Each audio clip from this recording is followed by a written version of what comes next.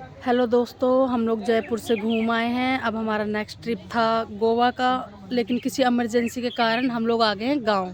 हमारा गांव है उन्नाव में। आज मैं सबसे मिलाती हूँ। ये देखो, ये सब जयपुर में घूम रहे थे हमारे साथी, सब गांव आ गए मेरे साथ। हम सब यहाँ पे आए हैं गांव। ये थोड़ी खेती बाड़ी कर रखी है हमारे घर वालों ने। ये देखो, ये बच्चा लेके घूम रहा है।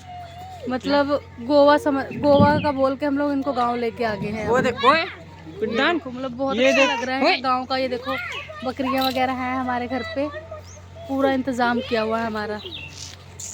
ये देखो, इन लोगों ने देसी मुर्गे भी पाले हुए हैं। ये बकरियां, छोटी मोटी धनिया, सब कुछ मतलब यही खेत में लगाया हुआ है। ये देखो, ये देखो, ये सब जानवर घुस गए हैं खेत में। ये देखो, बुआ खाना खाते खाते बना रही हैं।